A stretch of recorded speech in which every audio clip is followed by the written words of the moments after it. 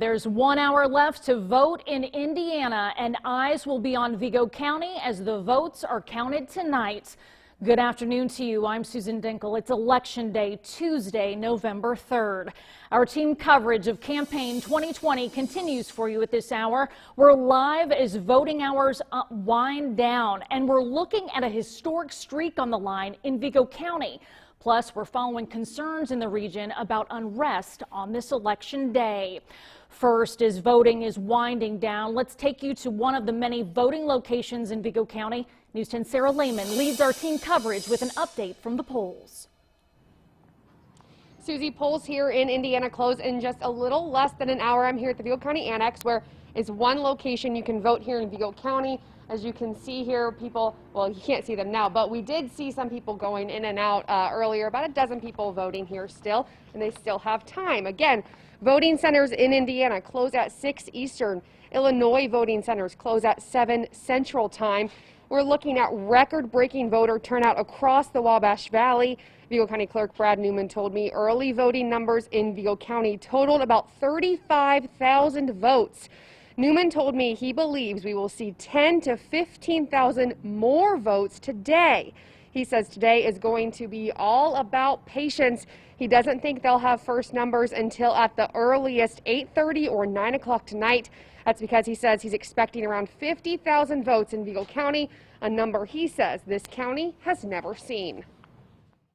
If we reach those kind of numbers, I've never even heard of that here.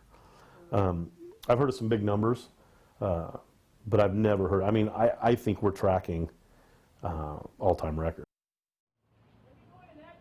Again, polls here in Indiana don't close until 6 p.m. So if you haven't voted, you still have a little bit of time left. And if you are waiting in a line, which here at the Vigo County Annex, we don't see a line here outside the building. There might be one inside. You can still vote even when polls close at 6, as long as you are standing in that line. Reporting live in Vigo County, I'm Sarah Lehman, News 10. Back to you. A nonpartisan election protection tool is available for you. If you have any difficulties voting or still need information, you can call the hotline. That telephone number, 866-OUR-VOTE, which is 866-687-8683. The group is made up of 100 local, state, and national partners who work year-round to protect voting rights. It's possible that tallying results will take a while statewide and nationally. So here's a quick look at how some of the night will play out. The first polls close at 6 o'clock Eastern Time in most of Indiana and Kentucky. The last polls in Alaska shut down at 1 a.m. Eastern Time tomorrow morning.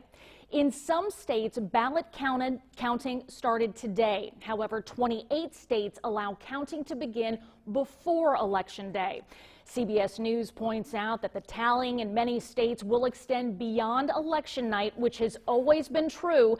Experts say fewer Republicans than Democrats voted by mail. So one candidate could be up in a state earlier in the night, and then the other candidate could lead the race as in-person votes are counted. A historical streak is on the line tonight in Vigo County. As a bellwether county, voters here are almost always in alignment with the presidential winner. News 10's Dominic Miranda spoke with a local expert today. He joins us now live with more on the significance of this designation. Susie, I'm live here outside of the Vigo County Courthouse, where vote counting will begin soon. Since 1956, Vigo County has voted in alignment with the eventual presidential winner every single election. That's good enough for the second longest streak in the entire United States. I spoke with Rose-Hulman political science professor Terrence Casey about Vigo County's bellwether status. Casey says, look, it's not like the outcome of Vigo County will decide the way Indiana leans in this election. However, this is a significant run of success for Vigo County, and it's definitely garnering attention. Casey tells me he's done interviews with international sources about Vigo County. He says it's not just Americans who look at Vigo County. In fact, there was an article in the BBC recently about Vigo County's bellwether status. Casey says Vigo County voters tend to be very much in tune with the national mood. However, the county certainly doesn't look demographically like the nation as a whole. Casey offered his explanation to Vigo County's bellwether status. I think the thing that tends to keep us in front is we have this very stark mix of rural and urban areas. We've got multiple institutions of higher education and College students tend to be a little more on the liberal side. So we create from that something of a balance in the political realm, and we do tend to bounce back and forth between Republicans and Democrats. Now coming up for you tonight at 6, I'll have more from Casey and if he believes Vigo County's bellwether streak will continue. For now, reporting live outside the Vigo County Courthouse, I'm News 10's Dominic Miranda. Susie, back to you. The bellwether status drew national attention again today. Cackleberries in Terre Haute welcomed national media this morning. Pete Hegseth from Fox News was reporting live. Due to special arrangements, we were not allowed inside while the crew was working there. Of course, News 10 will closely follow whether Vigo County is correct again this year. Poll workers have also been very busy. News 10's Bureau Chief Gary Bryan updates us on what's unfolded in our southern counties this afternoon. For the last few weeks, election workers have been busy with early voting. Today, on Election Day, from Martin County in the east to Richland County in the west, the story remains the same.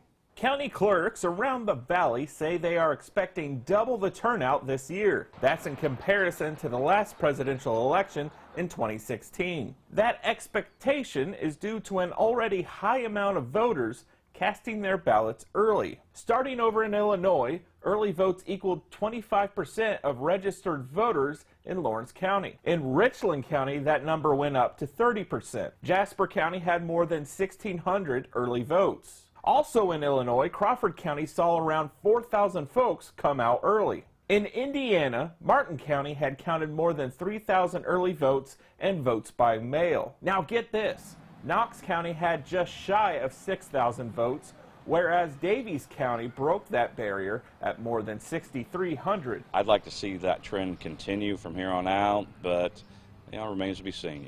Next election is not till 2022. Maybe we'll get back kind of normal and love one another.